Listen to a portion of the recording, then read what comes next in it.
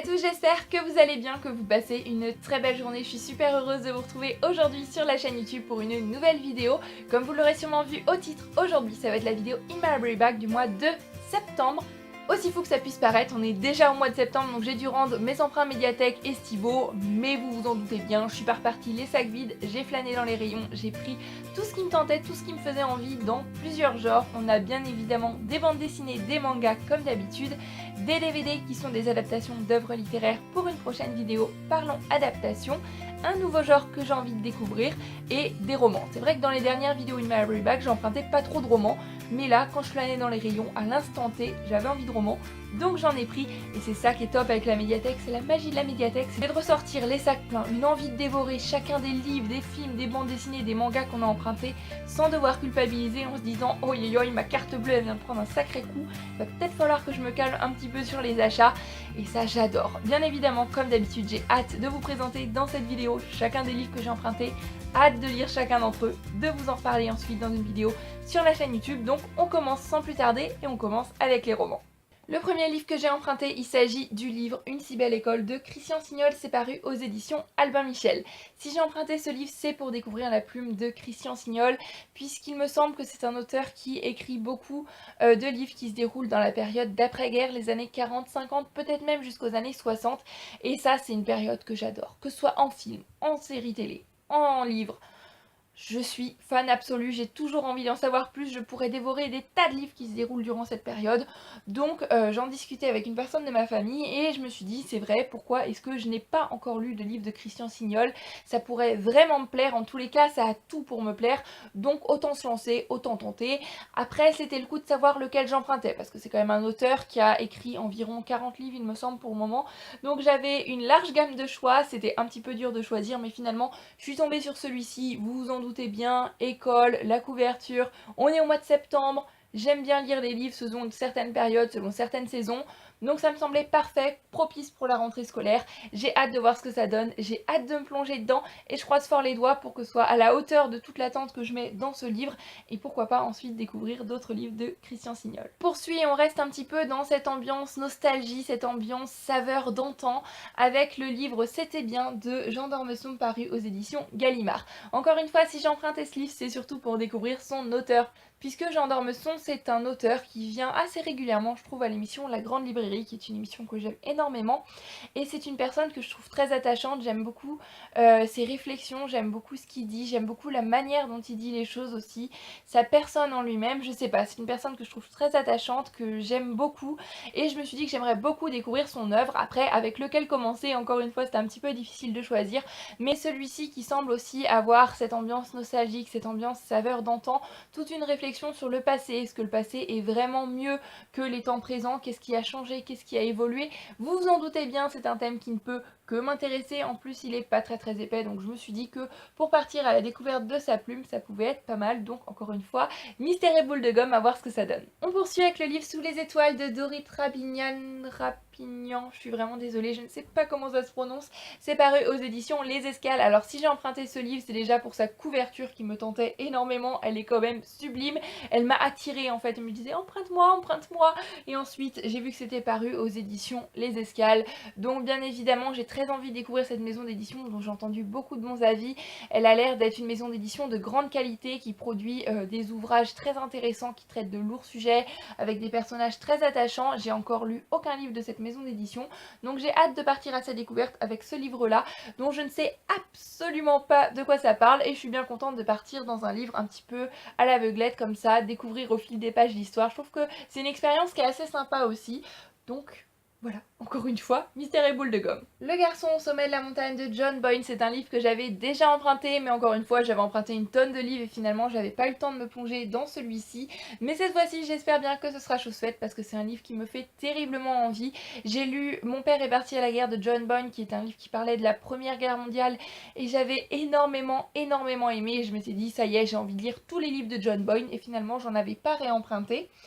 Et celui-ci me tente beaucoup cette fois-ci, on est dans la Seconde Guerre mondiale et il me semble qu'on va suivre un personnage qui va aller vivre en Allemagne et qui va vivre dans la résidence secondaire d'Hitler. Quelque chose comme ça, je ne suis vraiment pas sûre du résumé que je suis en train de donner. Il me semble que c'est vaguement ce que j'ai lu sur la 4e de couverture et encore une fois, j'ai pas envie de trop en savoir. John Boyne, vraiment, si c'est comme mon père est parti à la guerre, ça part déjà très très bien et j'espère que ce sera un aussi grand coup de cœur que l'a pu être quand mon père est parti à la guerre.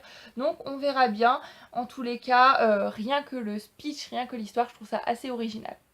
On continue avec Divergente, le tome 1 de Véronica Roth, paru aux éditions Nathan. Non, je ne commence pas une nouvelle saga, mais je relis un premier tome puisque j'ai tout oublié. Mis à part qu'il y a un personnage qui s'appelle 4, c'est tout ce que j'ai retenu de cette saga.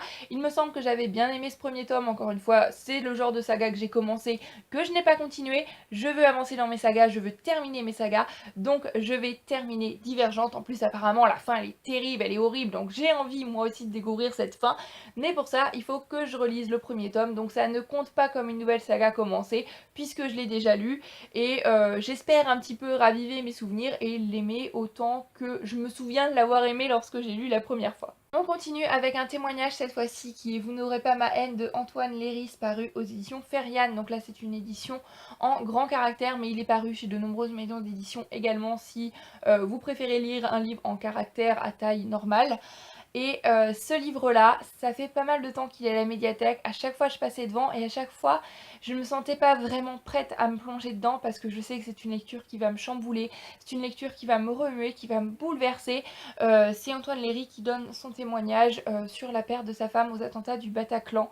Donc je sais que c'est une lecture qui va me remuer et j'en suis sûre et certaine. Cette fois-ci, je me sens prête. Donc j'espère prendre le temps de me plonger dedans et moi aussi découvrir ce témoignage. Et on termine pour les romans avec B&M Blues de Françoise Bourdin, paru aux éditions Belfond. Vous vous en doutez, je vous ai parlé il y a peu de temps sur la chaîne du roman La promesse de l'océan de Françoise Bourdin que j'avais énormément aimé. Et Françoise Bourdin est donc rentrée dans la liste de ces auteurs dont j'ai envie de lire toutes les œuvres. Et là aussi, il y a quand même à faire puisque c'est une autrice qui est assez prolifique, qui a déjà sorti pas mal de livres. Celui-ci était disponible, il est tout petit. Donc voilà, c'est Françoise Bourdin, je l'ai pris, ça fera un livre de plus de lu dans sa biographie et j'ai hâte de le découvrir puisque si c'est comme La promesse de l'océan, ça promet un super moment. En plus là, la couverture fait penser à l'hiver, donc ça c'est trop top. On poursuit cette fois-ci avec des livres qui sont un nouveau genre, je vous disais un genre que j'ai envie de découvrir, c'est le genre du développement personnel. C'est vrai que je n'ai lu qu'un livre de développement personnel pour l'instant cette année que j'ai pas vraiment beaucoup aimé, même pas aimé du tout. Enfin bref, je vous en reparlerai peut-être dans une autre vidéo si je fais une vidéo un petit peu package livre développement personnel ou je ne sais pas encore si je ferai une vidéo revue. Mais voilà, j'ai vraiment cette envie en ce moment de me plonger dans des livres qui amènent à la réflexion sur soi-même, voilà, de découvrir ce genre dont on entend beaucoup parler en ce moment. Et pour ça, j'ai emprunté 2 livres. Je ne sais pas vraiment si c'est des livres de développement personnel, je ne sais pas exactement la manière dont ils abordent les choses. Ils étaient au rayon psychologie, j'ai parcouru le rayon, j'ai pris ce qui m'intéressait. Je pense que c'est le genre de livre où il faut vraiment trouver une maison d'édition, une collection, un auteur dont on apprécie la plume pour ensuite lire toutes les œuvres et en découvrir plus. Donc je vais vous montrer tout de suite les 2 livres que j'ai empruntés. Le premier c'est Le plaisir de vivre, c'est de Anne-Ancelin Schutzenberger. C'est paru aux éditions Payot. La couverture fait penser à Noël. Voilà, il me semble qu'on va parler des petits plaisirs de la vie, de la nécessité de profiter de chaque instant. J'en sais pas plus, mais le sujet me tentait beaucoup. Et le deuxième, c'est celui-ci, La force des introvertis, de l'avantage d'être sage dans un monde survolté. C'est de Laurie Hawkes et c'est paru aux éditions Erol dans leur collection Comprendre et agir. Cette collection-là a l'air vraiment très bien, donc j'ai pris celui qui m'intéressait le plus dans la collection. Après, peut-être que je découvrirai les autres si c'est bien fait, si ça me plaît. Voilà. J'ai très envie de découvrir celui-ci également, donc j'ai hâte de vous donner mon avis sur ces 2 livres une fois qu'ils seront lus. Comme je le disais, je sais pas trop encore comment je vais amener ça sur la chaîne. Est-ce que ce sera une vidéo revue développement personnel pour un livre comme les vidéos revues classiques, ou est-ce que je vous ferai un sorte de petit package avec 2-3 livres? On verra bien, faudrait déjà que je les lise, mais j'ai vraiment envie de découvrir ce genre. Si vous aussi vous lisez des livres de développement personnel, que vous en avez quelques-uns à me conseiller, un auteur, une édition, une collection, un titre, quoi que ce soit, n'hésitez pas à me le dire dans les commentaires parce que ça m'intéresse beaucoup. C'est vrai que là, je découvre toute la vaste étendue des livres de développement personnel qui en plus en ce moment, il y en a de plus en plus d'édités. Donc je suis un petit peu perdue, je sais pas trop quoi prendre. Si vous pouvez un petit peu m'aiguiller, me renseigner, bien je suis preneuse. Avant de passer aux mangas et aux bandes dessinées, on va rapidement passer par les DVD qui sont des adaptations d'œuvres littéraires. On va commencer avec Oliver Twist, donc là c'est le film de Roman Polanski. Oliver Twist de Charles Dickens, c'est l'un de mes classiques préférés, j'adore ce livre et je n'ai encore vu aucune adaptation. Celui-ci est l'un des plus connus il me semble, donc j'ai hâte de le voir. Bien évidemment, j'ai hâte de lire, de voir tout ce que je vous montre aujourd'hui. On continue avec Orgueil et Préjugés. Cette fois-ci, c'est un film, c'est un vieux film en noir et blanc. Il date de 1940. Voilà, c'est Orgueil et Préjugés. J'ai envie de voir toutes les adaptations d'Orgueil et Préjugés, donc j'espère que celle-ci sera bien. Et celui qui me fait le plus envie, Les Malheurs de Sophie. C'est un film de Jean-Claude Brialet. C'est un film qui lui aussi est assez vieux, mais voilà, Les Malheurs de Sophie, je vous le disais, j'adore, je suis fan absolue, c'est toute mon enfance, j'ai envie de voir toutes les adaptations et je pense que ça va être difficile d'être pire que l'adaptation de 2016-2017 que j'avais vraiment détestée. Donc j'ai hâte de découvrir celle-ci avec des chansons de Chantal Goya en plus. Je trouve la couverture du DVD juste très belle, elle a vraiment cet aspect sépia que j'adore. C'est un film qui date des années 70 il me semble, quelque chose comme ça, donc ça, j'ai super hâte. Et on termine avec les bandes dessinées, les mangas, vous vous en doutez bien évidemment, comme d'habitude, le tome 10, le tome 11 de Yotsuba. J'arrive petit à petit à la fin des tomes édités pour le moment de Yotsuba. Et ça va être un dur moment quand j'aurai fini tous les tomes. Mais voilà, c'est Yotsuba, c'est feel good, c'est détente, c'est le genre de livre que j'emprunte toujours à chaque fois. Donc vous vous en doutez, bien évidemment, 2 tomes de Yotsuba. Vous vous en doutez aussi sûrement, 2 tomes de Barakamon, encore une fois le tome 10, le tome 11 de Satsuki Yoshino paru aux éditions Kiyun. Voilà, c'est pareil, c'est feel good, c'est détente, je ne peux pas aller à la médiathèque sans emprunter au moins un tome de Yotsuba ou de Barakamon. On continue dans les mangas avec une nouvelle série qui est à la médiathèque que je ne connais pas. Il s'agit de Daytime Shooting Star, c'est de Mika Yamamori et c'est paru chez Kana. Donc là j'ai pris le tome 1 et le tome 2. Je ne sais absolument pas de quoi ça parle. La 4e de couverture du premier tome nous dit juste: entouré de ses parents et de ses amis, Suzukome mène une vie tout à fait ordinaire à la campagne. Son quotidien change radicalement quand ses parents l'envoient vivre à Tokyo. À son arrivée à la capitale, Suzume se perd et rencontre l'ami de son oncle, qui est en fait son professeur principal.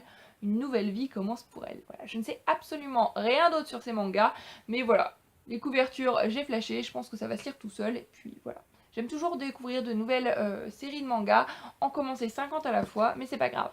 On finit les mangas avec Shizakobe, le tome 2 c'est de Minetaro Mochizuki et c'est d'après le roman de Shugoro Yamamoto et c'est paru aux éditions Le Lézard Noir. J'ai beaucoup aimé le premier tome de Shizakobe mais je trouvais que c'était un tome qui avait l'air assez introductif, donc j'ai hâte de voir la suite dans ce 2e tome. Ce que j'aime beaucoup avec ce manga, c'est qu'il est assez épais, ça prend un petit moment pour le lire et généralement c'est un bon petit moment. Et on termine avec 3 bandes dessinées. La première c'est Rescapé de la Shoah de Yann Whittingham et Ryan Jones. Je suis vraiment désolée, je sais pas trop comment ça se prononce, c'est paru aux éditions Flammarion, donc c'est une bande dessinée à destination des enfants et on a 6 récits qui sont un petit peu des témoignages d'enfants qui ont vécu pendant la Shoah et ça m'intéresse toujours de voir la manière dont on peut expliquer une telle horreur qui en soi est inexplicable et ignoble à des enfants et voilà. J'ai hâte de lire cette bande dessinée. Une autre bande dessinée qui a l'air très touchante et qui est très lourde. Il s'agit de celle-ci qui s'appelle Macaroni. C'est de Thomas Campi et Vincent Zabus, paru aux éditions Dupuis. Alors là, on va parler, il me semble, des immigrés italiens en Belgique et du racisme qu'il y a pu y avoir à leur rencontre en Belgique, des surnoms, discrimination, etc. par le biais d'un grand-père qui va raconter son histoire à son petit-fils qui ne comprend pas trop. J'ai lu aucun livre sur ce sujet-là, donc pourquoi pas. Et on termine avec cette bande dessinée qui est Zobo et les fleurs de vie Sakura de Niejun et c'est paru aux éditions Bao. Je ne connais ni cet auteur, ni cette maison d'édition, ni ce livre, mais avouons-le, la couverture, elle est trop mignonne, trop adorable et c'est juste pour ça que j'ai pris ce livre. En espérant que le contenu soit tout aussi adorable, tout aussi mignon que la couverture. Donc voilà, j'en ai terminé pour cette vidéo In My Library Bag, j'espère qu'elle vous aura plu, même s'il y a beaucoup de livres que j'ai empruntés un petit peu à l'aveugle, un petit peu à la découverte et que j'ai dû dire je ne sais combien de fois dans cette vidéo. On verra bien ce que ça donne et j'ai hâte de découvrir ce livre puisque bien évidemment on verra bien ce que ça donne et ça on le verra dans les vidéos revues que je vais vous faire pour les livres dont j'ai parlé aujourd'hui. J'ai juste super hâte de vous en reparler en espérant faire plein de belles découvertes. J'espère que vous aussi vous faites de très belles découvertes livresques en ce moment et que je vous laisse avec de très belles lectures. Bisous, prenez grand soin de vous et à bientôt dans une prochaine vidéo. Bye bye.